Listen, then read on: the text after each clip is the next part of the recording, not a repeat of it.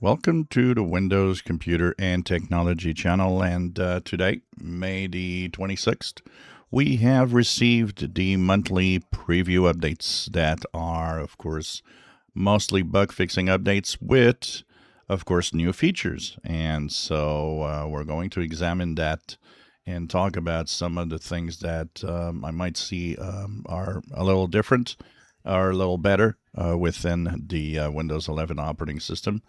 So, of course, Windows 10 does not get this, as it gets only security updates.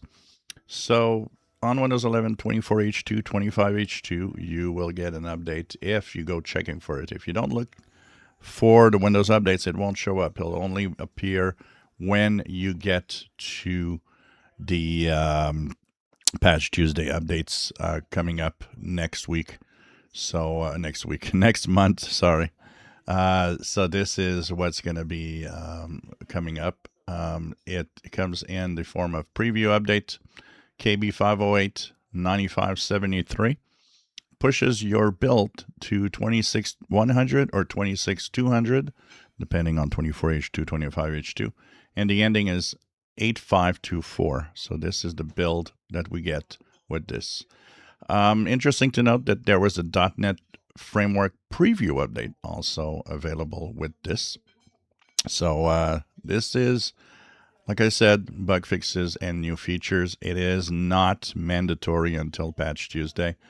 They're calling it preview updates. There's a very simple reason for that, because they're kind of testing it at the same time, and there could be bugs and problems. So that's why I often tell people, just wait till Patch Tuesday to install it. If anything is wrong with it, they'll fix it with that. So there's a long list of new things with this update, and I'm going to go through them and be looking at what exactly do I have that is in there. I know that one of them has to do with changes in the task manager. If you have an NPU, the NPU is being reported differently. If you have and the CPUs, apparently the clock and the way that it actually reports information is also something that is changed. So anyways, I will be looking at that for sure to see if what exactly is in there that I could find out in my settings or in my performance. I was looking at apparently some better performance in different aspects of Windows. So we'll see what happens with that. The update for me took about total, if you count the download, the install, and the restart, about 20 minutes on this machine. So that was what the time it actually took for all of it to install.